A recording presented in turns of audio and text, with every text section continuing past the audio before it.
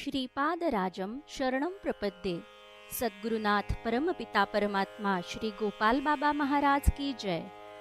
श्रीपाद श्रीवल्लभ लेखमाला लेखक क्रमांक 17। श्रीपाद श्रीवल्लभ आणि सदाशिव ब्रह्मेंद्र। कन्याकुमारीहून कुरवपूरकडे निघालेल्या शंकर भट्टास प्रवासात विचित्रपूरमध्ये माधव नंबुद्री भेटतो। दोघं चिदंबरम जवळील डोंगर रांगांमध्ये पळणीस्वामी या सिद्धयोगाचा आश्रम शोधून काढतात। पळणीस्वामी हे श्रीपाद आज्ञेनुसार दर 300 वर्षांनी शरीर बदलत असतात। त्यांचा नूतन शरीर धारण करण्याचा काळ जवळ आलेला असतो। ते 10 दिवस समाधी अवस्थेत राहून सूक्ष्म शरीराने कुरवपूरला जातात।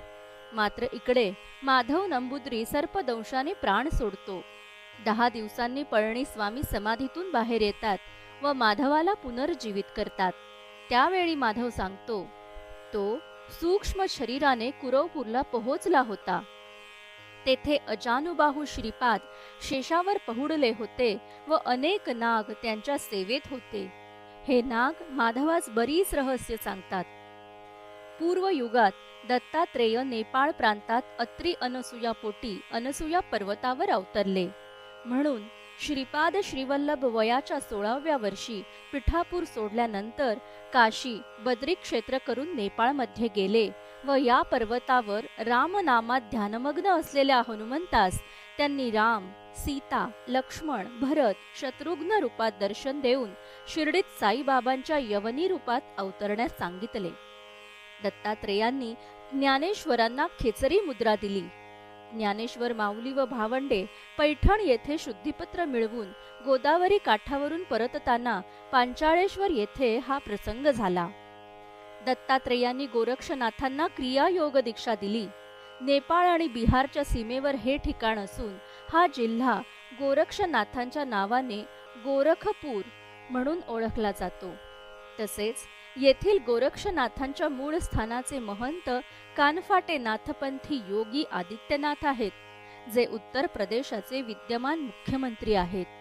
तसेच नेपाळ प्रांतातील सर्व लोक गोरक्षनाथांचे अनुयायी असल्याने त्यांना गोरखा म्हणून संबोधण्यात येते। दत्तप्रभू अनेक वर्षे जलसमाधीत होते।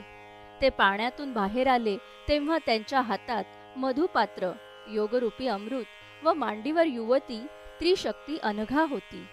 ते पाहून कालनाग संभ्रमित झाले। त्यामुळे दत्त पुन्हा अदृश्य झाले। ते पुन्हा अवतरावेत म्हणून कालनागांनी घोर तपस्या केली। तेव्हा श्रीपाद श्रीवल्लभ पिठापुरात अवतरले। गुरुद्वादशीला श्रीपाद जेथे अदृश्य झाले ते परमपवित्र स्थान म्हणजे कुरवपूर। येथे कौरव पांडवांच्या मूळ पुरुष कुरुला ज्ञानोपदेश झाला। यानंतर माधवाने श्रीपाद श्रीवल्लभांच्या श्रीचरणांना स्पर्श करून नमस्कार केला। तेव्हा श्रीपाद म्हणले की हा दुसरा नाग सदाशिव ब्रह्मेंद्र नावाने अवतार घेऊन अनेक लीला करेल। हे सदाशिव ब्रह्मेंद्र नेमके कोण आहेत हे जाणण्यासाठी आपण आता श्री एम यांच्या आत्मचरित्रात हिमालयवासी गुरुच्या छायेत या पुस्तकात जाऊया।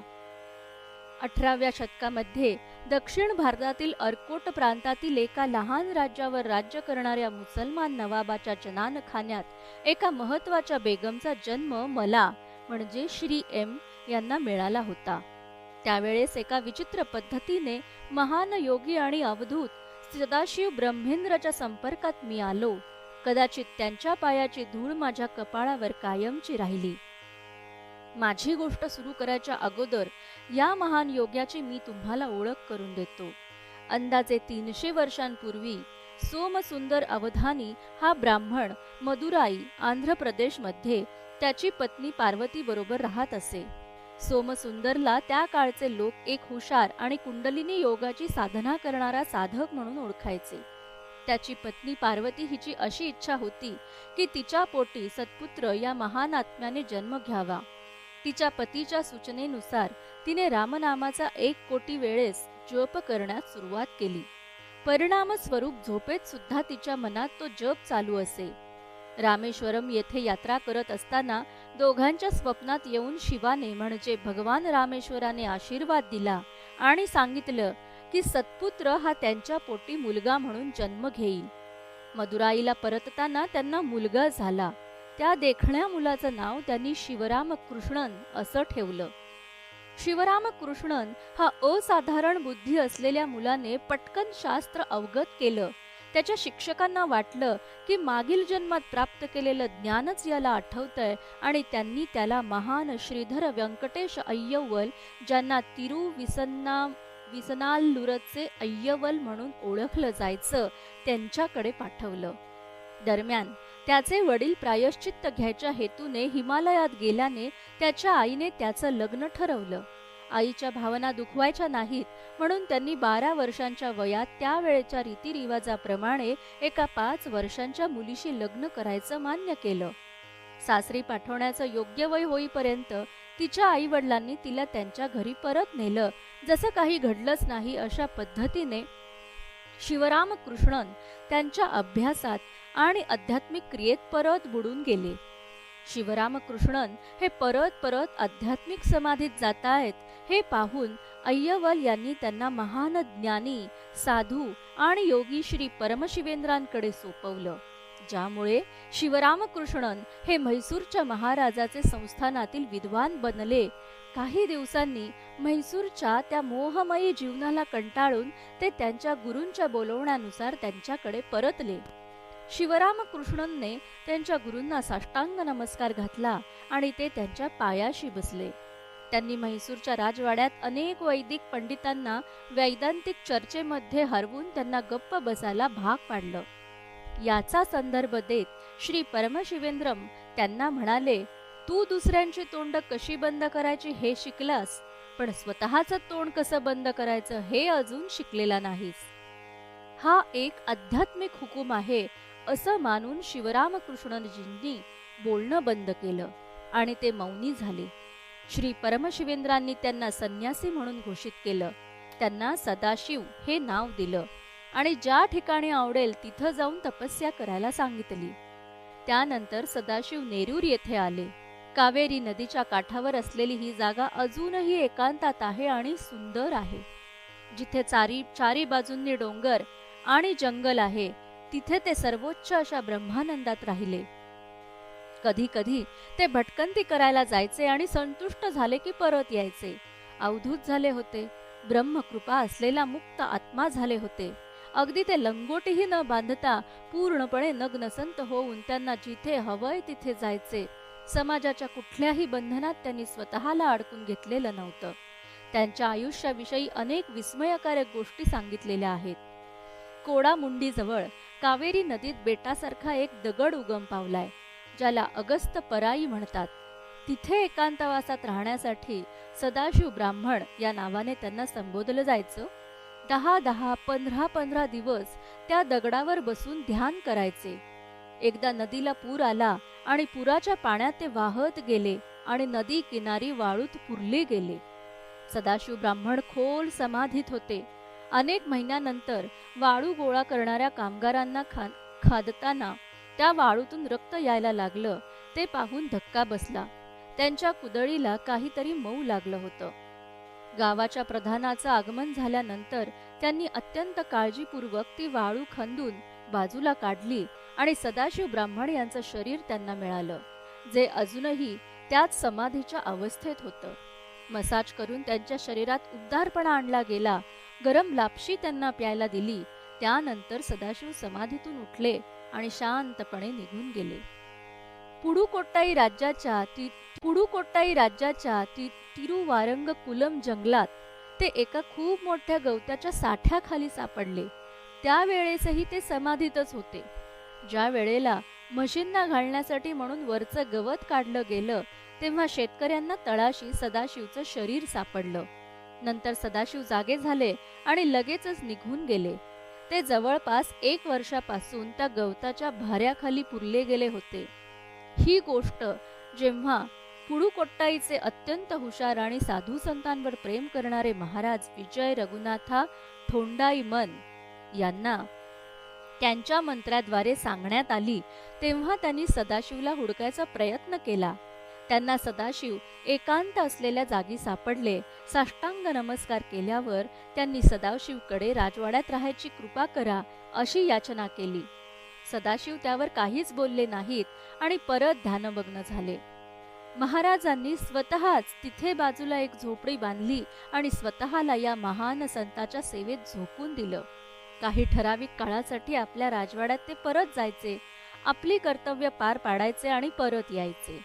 7 वर्ष झाल्यानंतर एक दिवस थोंडाईमन यांनी सदाशिव यांच्याकडे याचना केली, त्यांना मंत्राने दीक्षित करावं. सदाशिवने वाळूत मंत्र लिहिला असं सांगितलं जातं की राजाने तो दक्षिणमूर्ती मंत्र लिहिलेली वाळू स्वतःच्या अंगवस्त्रात गोळा केली आणि राजवाड्यात नेली. तिथे ती एका सोन्याच्या पेटीत ठेवली आणि त्याची तो रोज पूजा करायला लागला असं सांगितलं जातं. आणि अनेकांनी हे प्रमाणित देखील केलं आहे की एकदा सदाशिव ब्राह्मण करून येथील फुलांच्या बागेतून चालताना त्यांच्या आजूबाजूला लहान मुलं जमली, जी त्यांच्या आजूबाजूला नेहमीच असायची आणि ती त्यांना त्यांच्यातलीच एक समजायची.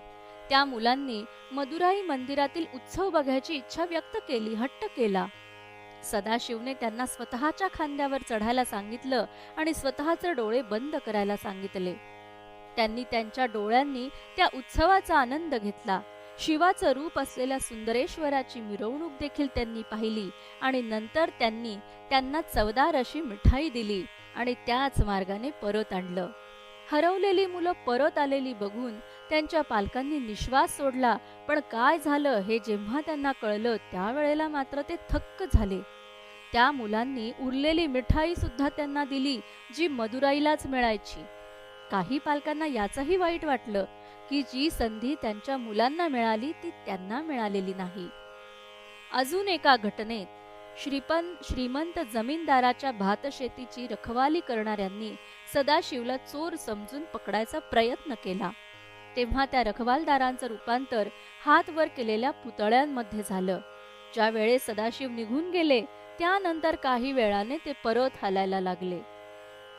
श्री सदाशिव ब्राह्मण आणि त्यांच्या थक्क करणाऱ्या शक्तींबद्दल असंख्य कथा आहेत, पण आता मी माझ्या वैयक्तिक अनुभवाकडे येतो. या प्रकरणाच्या सुरुवातीला सांगितल्यानुसार साधारणपणे 300 वर्षांपूर्वी मी दक्षिण अर्कोट जिल्ह्यातील नवाबाची आवडती बेगम या जन्माला आलो. ती बेगम नवाबाची सहाय्यक देखील होती. त्याच्या जनानखान्यात जवळपास 20 बेगम होत्या, पण तो माझ्यावरच जास्त प्रेम करायचा. मी एका श्रीमंत अफगाणाची मुलगी होते आणि मोती या नावाने ओळखली जात होते. जनानखान्यातील खासगी जागेत माझे कपडे काढणं त्याला आवडायचं, माझा नग्नपणा त्याला आवडायचा, दागिन्यांनी तो मला मढवायचा, अत्तराने मला अभिषेक घालायचा. एक दिवस तो हे सर्व करत असताना वाऱ्याने तंबूच्या दारासारखा असणारा पडदा उडला आणि अद्भुत माणूस आत चालत आला. त्याच्या दाढी असणाऱ्या चेहऱ्यावर दैवी तेज चमकत होतं. त्याचे डोळे आनंदाने नाचत होते, जणू काही तो अशा काही अज्ञात रहस्यमयी गोष्टीचा आनंद घेतोय जे सामान्य माणसाला कळू शकत नाही. तो संपूर्णपणे विवस्त्र होता. त्याने आधी नवाबाकडे बघितलं आणि मग माझ्याकडे बघितलं. आमची दृष्टीभेट झाली. जणू काही थंडगार वाऱ्याची झुळूक माझ्या डोळ्यात शिरली आणि ती माझ्या हृदयात गेली. माझं हृदय आनंदाने भरलं होतं. आईला बाळाला जवळ घेताना जसा आनंद होतो तसा मला वाटत होतं. प्रेमाने मी स्तब्ध झाले होते. नवाब धक्क्यातून सावरला. तो रागाने लाल लाल झाला होता. त्याने पहारेकऱ्यांना बोलावलं. ते पळत आले, पण आश्चर्य म्हणजे त्यांना तो दिसलाच नाही. आम्ही दोघंच फक्त त्याला बघू शकत होतो. नवाबाने आपली तलवार बाहेर काढली आणि प्रचंड रागाने सदाशिवाचा उजवा हात खांद्यापासून कापून टाकला. तुटलेला हात खाली पडला आणि जखमेतून बरंच रक्त वाहत होतं. ती विस्मयकारी व्यक्ती आनंदाने हसत वळाली आणि तंबू बाहेर निघून गेली. तुम्ही हे काय केलंत? मी वळत जोरात ओरडत नवाबाला म्हणाले. तो एक महान मस्तन होता, हिंदू पवित्र माणूस, ज्याच्याबद्दल आपण बऱ्याच दिवसांपासून ऐकत होतो तो हाच. त्याला स्वतःच्या शरीराची जाणीव नाही आणि त्याने कपडे घातले आहेत की नाही याचीही त्याला जाणीव नाही. हे राजा, पळ, त्याला शोधून काढ आणि तुझ्या भयंकर गुन्ह्याची त्याच्याकडे माफी माग. त्याच्या अपार करुणेमुळे तो कदाचित तुला माफ करेल. अल्लाह करुणामय आहे, जा. माझा नवरा भीतीने आणि पश्चातापाने थरथर कापत होता. त्याने खाली पडलेला हात उचलला आणि तो तंबू बाहेर पळाला. मी बेशुद्ध झाले. मी जेव्हा शुद्धीवर आले तेव्हा पाहिलं नवाब माझ्या बाजूला बसला होता. तो शांत होता. त्याची वर्तणूक देखील शांत होती. त्यानंतर त्याने मला काय झालं ते सांगितले. त्याने सांगितलं, तो त्यांच्या मागे दूरवर पळत गेला. ते शिरायच्या अगोदर एका दगडावर जाऊन बसले. नवाबाने त्यांच्या पायावर सत्पुरुष जंगलात लोटांगण घातलं आणि क्षमेची याचना केली. ते संत म्हणाले की तू काहीच पाप केलं नाहीस. नवाबाने तुटलेला हात त्यांना दाखवला. त्यावर त्या संताने तो हात सहजच खांद्यावर बसवला आणि ती जखम लगेचच भरून आली. आता सर्व व्यवस्थित आहे. ते माझ्या नवऱ्याला म्हणाले, तू तुझं राज्य तुझ्या वारसाला दे आणि कराचीला जा. तुझ्यामध्ये आध्यात्मिक ओढ आहे. कराचीमध्ये महान सुफी गुप्तपणे राहतो. तू त्यांना ओळखशील, त्यांचा शिष्य बनशील आणि उर्वरित आयुष्य तिथे काढशील. त्यांना माझे आशीर्वाद सांग. त्यांची प्रार्थना मी स्वीकारलीये असं त्यांना सांग आणि माझं शरीर सोडल्यावर मी कराचीत येऊन त्यांना दर्शन देईन असं सांग. मला दफन करण्यासाठी त्यांनी जागा तयार ठेवावी.